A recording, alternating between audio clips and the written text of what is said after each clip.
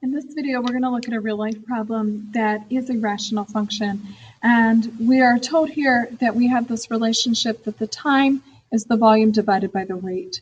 So T is the time in hours, V is the volume of the IV bag in milliliters, R is the infusion rate as a milliliter per hour rate. So we are given that we are to infuse a 1,000 milliliter bag. That's going to go into our formula for the V. So we have formula that time is equal to 1,000 divided by unknown rate. So we are to create a graph of this. So as I think about the graph, it's really weird to have time being the output, because normally time is our input, but in this case, time is truly the output. So we never really hang IV bags for longer than 24 hours. So I'm going to have my y-axis, which is my time, go up to 24 hours. And then when we run an IV, fast rate for an IV would be about 200 milliliters per hour. So the rate here is on my x-axis, and I'm going to go up to 200. And so I'm going to get a picture. I'll start all these at 0 for my graph. So go to my y equals. I typed in my 1,000 divided by x. Go to my window. So in the x direction, we want to go 0 to 200. This is our IV rate.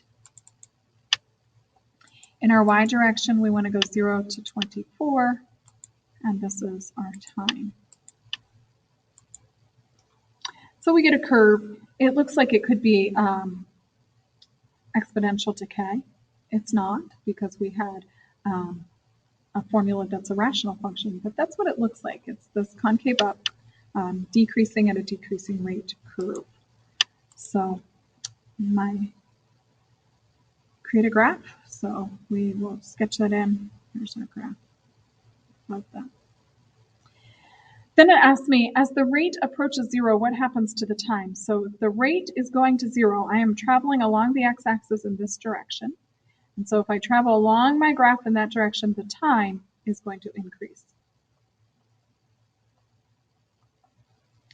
And it goes up and up, so increases towards infinity.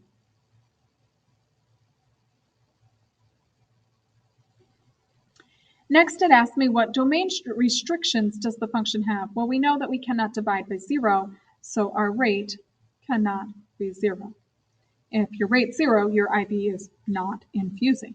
So we cannot divide by 0, so our rate cannot be 0.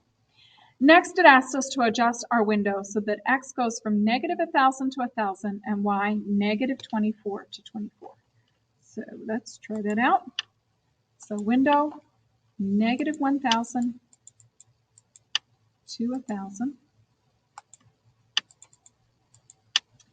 And y is negative 24 to positive 24. So we'll hit graph. Now it looks more like a rational function and less like an exponential decay model. Although the piece that's in the first quadrant does look like that exponential decay. But we see that we have, with this bigger window, we have the two pieces like we've been having with rational functions. So when I zoom this out, as I was told, I have two pieces. Negative 1,000 to 1,000, 24, and negative 24. What pole or vertical asymptote do you observe? Well, the pole is right between the two pieces, and that pole is at x equals 0. That's always at the domain restriction. And then what horizontal or limiting value do I observe? Well, literally when I observe this, it appears that both sides go to 0, so I would observe that y equals 0. If I want to try to make sense with that with my notes, I'm going to grab a different colored pen here. On the top of this, the x is not written, and so that would really be like x to the 0. So this is degree 0 because it is a constant.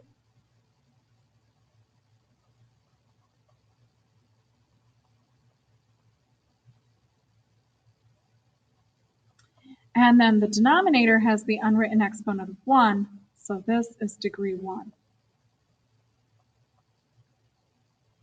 So if I go back and look at my notes, there we go.